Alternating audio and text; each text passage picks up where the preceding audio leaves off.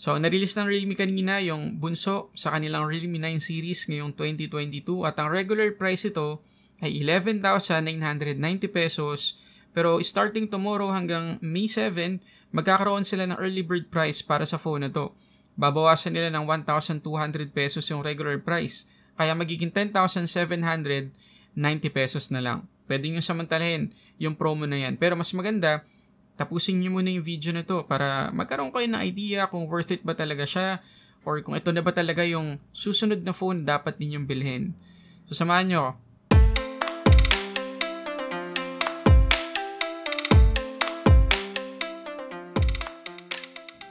Okay, so before tayo mag-start, pwede kang mag-subscribe kung sakaling gusto mo na ganitong klase ng mga content, unboxing ng mga phones at kung ano-ano mga gadgets.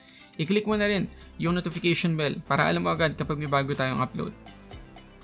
Okay, so ito yung box ng Realme 9i. Kita nyo naman, same na same dun sa box ng Realme 9 Pro Plus na na-unbox na natin before. Pakita ko. Ayan. So makikita nyo dito sa gilid, ayan, meron tayong Realme 9i. Ganon din sa kabila, meron tayong Realme. At nandito yung top specs sa may likod. At yung color pala ng Realme 9i na i-unbox natin ngayon ay color blue. Okay, so unbox na natin. Yun. So, pag open, syempre, andyan pa rin yung document sleeve na merong, hey, welcome to Realme family. Tapos sa likod, merong, let's embrace a new journey. Okay, open natin. Okay, meron pa rin tayo dito ang SIM ejector pin. Yan. Tapos, manual. At ito yung kanyang jelly case. Medyo kakaiba yung jelly case. Frosted yung kanyang gilid. And medyo makapal-kapal, hindi ganun ka-flimsy. Tapos, ayan, may additional protection tayo sa camera bump. Okay, ito na yung ating Realme 9i. Ayan. Ganda ng pagkablo niya, guys. Ayan, oh. Wow. Ganda, in fairness ha. Pinalingan ng Realme pagdating sa design. Sobrang modern yung itsura ng kanyang camera module. Ganda. Ganda, hindi siya mukhang hindi siya mukhang entry-level phone. Okay, so tabi muna natin tong phone. Tingnan natin yung ilalim ng box. So meron tayo ditong 33 watts na charging brick. Ayan. USB-A pa rin yung kanyang port. Pagkatapos ito yung ating USB-C to USB-A cable. So good news, USB-C yung ating Realme 9i. Okay, so balikan natin tong Realme 9i natin. So tingnan natin yung bawat side. Okay, dito sa taas makikita natin yung isang microphone. Dito naman sa may right side yung ating power lock button na fingerprint scanner na din. Dito naman sa kabila yung ating SIM tray at volume up and down buttons. Sa pinakailalim naman yung ating main speaker, USB-C port, microphone at headphone jack. Dito sa harap makikita nyo yung ating punch hole selfie camera na nasa gilid. At meron na tayong naka-install na screen protector. Ito yung kanyang SIM tray, guys. So, good news. Meron tayong dual SIM slot at pwede pa tayong maglagay ng isang microSD card. Ito naman yung itsura ng ating Realme 9i kapag meron ng jelly case. Ayan, talagang protected yung kanyang camera bump. Kita nyo naman. Okay, so maganda yung jelly case na kasama sa box. Okay, ngayon tapos na natin yung unbox. Setup ko muna tapos pag-usapan natin ulit. Okay, so tapos ko nang i-setup at i-test itong Realme 9i. Gusto ko i-share sa inyo yung mga natuklasan ko. Okay, una sa lahat, yung kanyang fingerprint scanner ay responsive. Maasahan naman. Ayan. Hindi sobrang bilis, pero mabilis naman. Fast enough para hindi tayo maanoy. Ayan, yung kanyang animation ay napaka-subtle din naman. So, walang problema. At gusto ko lang din i-mention na maganda yung haptic feedback nitong Realme 9i. Hindi siya flagship level na quality ng haptics, pero good enough para ma-enjoy natin yung bawat pagpindot dito sa phone na to. At para sa mga magtatanong kung ito ba ay compatible sa 5 GHz Wi-Fi connection, yes, compatible siya. Pagdating sa display, meron tayong 6.6 inches IPS LCD 1080 by 2412 yung kanyang resolution, 400 naman yung kanyang PPI, at 90 Hz yung ating refresh rate dito. Pagkatapos, protected pa ng Dragon Trail Pro Glass yung display nitong Realme 9i. Syempre, hindi natin maipapantayan sa quality ng protection na ino-offer sa atin ng mga Corning Gorilla Glass. Pero, good news na yan, na para sa isang budget-friendly phone kagaya nitong Realme 9i ay meron tayong protection sa screen. Ito pa yung isang good news kasi yung kanyang Widevine security level ay level 1. So, ibig sabihin, makakapag-play tayo dito ng mga HD content sa mga streaming services. Ang problema lang dito sa review unit na pinapakita ko sa inyo ngayon, kapag nag-search tayo ng Netflix application sa Play Store, walang lalabas. So, in-install ko yung Netflix application gamit yung APK Pure. So, may additional step, pero after naman nun, working naman properly yung ating Netflix application. At kahit dun sa Netflix, level 1 pa rin yung ating Widevine security. Pagdating sa settings ng kanyang screen refresh rate, meron tayong tatlong option. Pwedeng auto-select, 90Hz at 60Hz. Ngayon, pagdating sa behavior, yung auto tsaka yung 90, parehas namang bababa ng kusa sa 60Hz. Mas mabilis lang talaga kapag naka-auto tayo. So, I suggest, okay na yung auto-select sa ating refresh rate. Ngayon, pagdating sa performance, naka-Realme UI 2.0 na tayo on top of Android 11. Snapdragon 684G, yung ating chipset dito. 128GB yung ating internal storage. At 4GB yung RAM ng review unit na nasa atin ngayon. Pero yung actual units na bibili ninyo ay merong 6GB of RAM. Ang maganda pa dito, meron tayong RAM expansion. Tapos hanggang 3GB yan. So kung 6GB yung RAM natin dito or yung physical RAM natin sa Realme 9i, aabot ng up to 9GB of RAM kasama yung virtual RAM natin. Ngayon pagdating sa ating Antutu benchmark score, makikita nyo na umabot ng 244,518 kapag naka-auto yung ating refresh rate setting. 258,630 naman yung score kapag naka 60Hz tayo. At nakuha natin ang pinakamataas na score kapag naka 90Hz, 258,825. Ngayon, before natin ito itest sa gaming, ulitin ko lang, baka hindi nag-sync in sa inyo. Yung review unit na pinadala ng Realme sa akin ay 4GB lang yung RAM. Pero kapag bumili na kayo ng actual na Realme 9i sa mga stores ng Realme, 6GB na yung RAM nun. So may partida pa tayo dito. So malamang sa malamang, kaunti lang naman, pero maitataas pa yung mga Antutu scores na pinakita ko sa inyo kanina. At may i-improve pa ng kaunti sa ating gaming test. So try natin. Okay, so unahin natin tong Real Racing 3 dito sa ating gaming test. So makikita nyo dyan sa taas yung FPS natin. So, naka ngayon naka 90Hz yung ating refresh rate pero talagang hindi natin masasagad yan to 90. Makikita ninyo na umaabot lang ng 58, 59, 60 FPS dito sa ating gameplay, which is okay naman. Not bad naman yun, pero ayun lang, hindi natin may-utilize talaga yung 90Hz na refresh rate nitong Realme 9i. Pero kung pag-uusapan yung performance, wala namang problema kasi kita nyo. Wala naman tayong lag, wala naman tayong frame drops. Maya-maya i-try natin siya sa Asphalt 9 tsaka sa NBA 2K20. Okay, so NBA 2K20 tayo. So nga pala, before ko makalimutan, ayan, sa game space, kita nyo, naka-performance mode tayo. Baka kasi may mag-comment na hindi nakasagad yung performance niya. Okay, so again, naka-ultra high settings tayo dito. So far, wala pa rin tayong frame drops or kahit anong lag. Struggle, wala din. Kita nyo, nakaka-60 FPS tayo dito sa ating gameplay. So, ayun, napaka-smooth naman.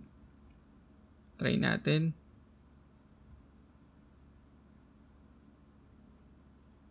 Yun. Okay, smooth naman. Okay, so dito naman sa Asphalt 9, makikita nyo na hindi niya na-generate lahat ng graphics as expected kasi entry-level phone lang naman to. So, totoo lang, masyado na siyang malapit sa pagiging potato quality.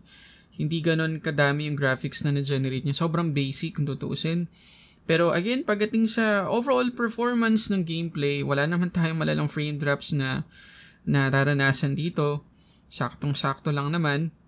So, mag-enjoy pa rin tayo for the most part. Pero pagdating nga dun sa quality ng mismong game or sa graphics ng game, hindi masyado. At nga pala, munti ko na makalimutan kanina, naka-steer speakers tayo dito sa Realme 9i. So, yung kanyang main speaker ay nandito pa rin sa ilalim. Nasa earpiece naman yung secondary speaker. Pagdating sa quality, para sa akin okay. Pasado siya. Hindi siya tunog lata. Okay, dito tayo sa kanyang camera. So, meron tayo ditong 50 megapixels, 1.8 aperture na main shooter, 2 megapixels na macro at 2 megapixels na depth sensor. Pagkatapos ng kanyang selfie camera ay 16 megapixels. So in short, parang isa lang talaga yung camera natin dito sa likod. Yung 50 megapixels lang. Kasi yung macro, hindi natin masyado ginagamit yan. Tapos yung depth sensor, hindi natin magagamit ng solo. So sana, ultra-wide na lang inilagay dito ng Realme, hindi macro. At before kayo ipakita yung mga camera samples, gusto ko lang i-mention na kapag pumunta kayo sa kanyang camera application, tapos dito sa more, meron kayong mapapansin na extra HD na mode. Kapag ginamit natin yan, yung photos ay magiging 108 megapixels. Kapag naman ginamit lang natin ay yung default, itong 1x, 12 megapixels lang yan. Kaya kailangan, kapag gusto natin talagang 50 megapixels yung mga photos natin, pindutin natin yung dalawang tuldok dito sa taas. Tapos, i-make sure natin na yung 50 megapixels ay naka-turn on. So, tingnan natin yung mga sample images.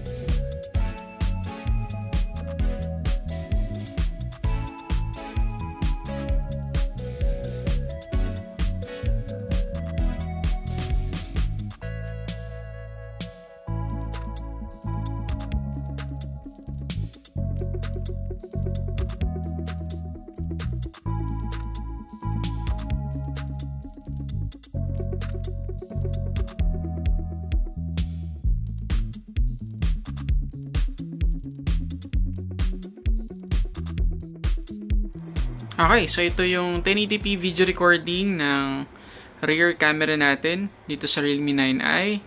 So, ayun. Yun yung sagad. 1080p. Wala tayong 4K video recording, which is expected naman. Di naman ako nag-expect dito ng 4K video recording. So, try lang natin i-zoom. So, ito yung 1x. Try natin sa...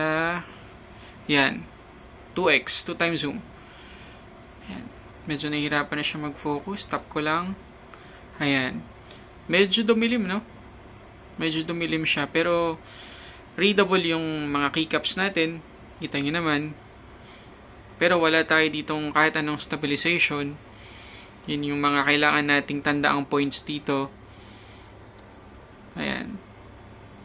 So, sagad natin, ha. Hanggang 10 times na zoom. Medyo grainy na. Soft na yung mga text. Readable, pero hindi na ganun kaganda yung quality. Okay, so balik natin sa 1x para magka-idea kayo. Ayan yung 1x. Okay? Anong masasabi nyo? Comment kayo dyan sa baba. Okay, so ito yung ating 1080p 30 frames per second na video recording ng Realme 9i. Ano mo na masasabi nyo? Comment kayo dyan sa baba. Ako naman, okay naman sa akin yung kulay. Hindi naman tayo maputla dito. Hindi rin naman mukhang masyadong filtered yung mukha natin dito. Natural naman. Okay naman. Wala lang tayong stabilization. So, kung gagamitin natin ito habang naglalakad, may mapapansin talaga tayong obvious na alog. Yun lang. Yun lang talaga yung problema natin. Pero, pagdating sa quality, okay naman. Wala naman akong may reklamo dito. Katulad nung sinabi ko, walang problema sa kulay. Sa texture ng balat natin, natural naman, hindi naman filtered na filtered. So, yun. Kayo, comment kayo dyan sa baba.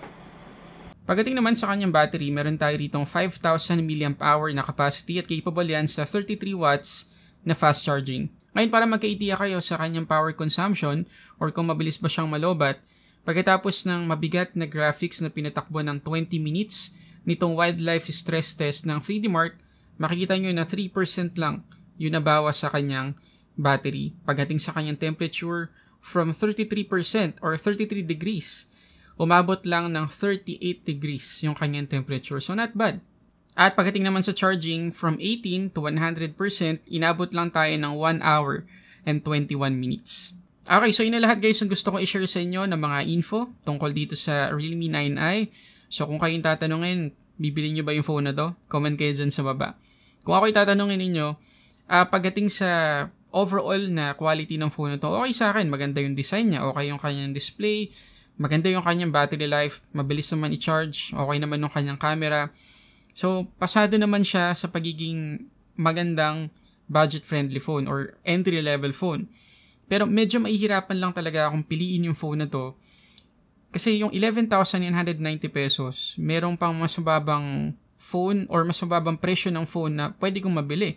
For example, yung Infinix Note 10 Pro 2022 edition, 8GB na yung RAM nun, 256GB pa yung internal storage. So, doon pa lang malaki na yung difference. Pero yung presyo nun, 10,499 pesos lang. Again, malaking difference yun. Nandiyan din yung Poco M4 Pro 6GB yung RAM, 128GB din yung internal storage, kagaya nito, pero yung presyo, 11,000 pesos lang. So, merong ibang mga options na mas okay kung tutuusin kumpara dito sa 9i. So, yun lang yung medyo mahihirapan talaga akong mag-decide. Pero again, pagdating sa quality, walang problema. Okay naman tong phone na to. So, yun lang. Yun lang naman yung masasabi ko tungkol dito sa phone na to. Medyo magdadalawang isip ako ng kaunting bilhin to. Pero ayun nga, kayo, anong masasabi ninyo dito sa Realme 9i? Comment kayo dyan sa baba. So yun muna guys, maraming salamat sa panonood. Kung nakatulong tong video na to, please hit the like button below. Mag-subscribe ka na din at i-click yung notification bell para alam mo agad kapag may bago tayong upload. So yun muna guys, maraming salamat ulit para sa samat sa ating unboxing reviews. This is Sulit Tech Reviews.